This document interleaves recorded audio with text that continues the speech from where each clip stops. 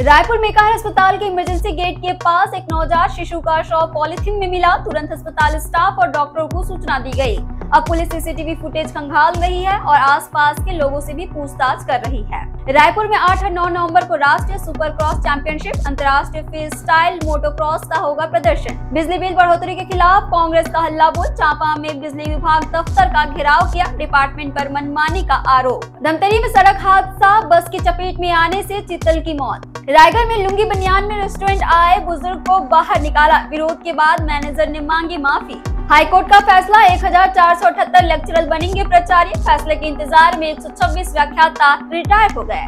शिक्षक संघ ने वित्तीय लाभ देने की मांग। सूरजपुर में भीषण हादसा, 2 ट्रकों की टक्कर के बाद लगी आग, 2 की मौत, 2 घायल। धमतरी में शिक्षक ने व्हाट्सएप स्टेटस में लिखा, बच्चों को किताब नहीं मिली और राज्य उत्सव मना लिया गया। डीईओ ने किया सस्पेंड। यौन उत्पीड़न के आरोप में आईजी रतनलाल डांगी हटाए गए।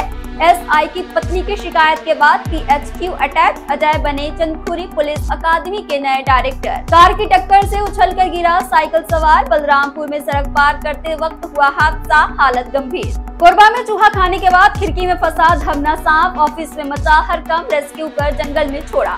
एक्ट्रेस और सिंगर सुलक्षणा के निधन पर सीएम साय ने जताया शोक। कहा, छत्तीसगढ़ की बेटी ने अपनी सुरों से रोशन किया प्रदेश का नाम। नक्सलवाद के खिलाफ अंतिम मोर्चा, सुरक्षा बलों के निशाने पर टॉप कैडर। दबाव बढ़ते ही नक्सलियों ने बदली रणनीति। कांकेर, धर्मांतरित युवक का 3 बार होगा अंतिम संस्कार। पुलिस और प्रशासन की समझाइश के बाद परिजन राजी। ग्रामीणों ने जताया था विरोध। छत्तीसगढ़ में इंस्पेक्टर बनने के बाद पता चला बचपन का अपराध, चली गई नौकरी। कोर्ट बोला, क्राइम के समय युवक नाबालिग था, फिर वापस मिली नौकरी।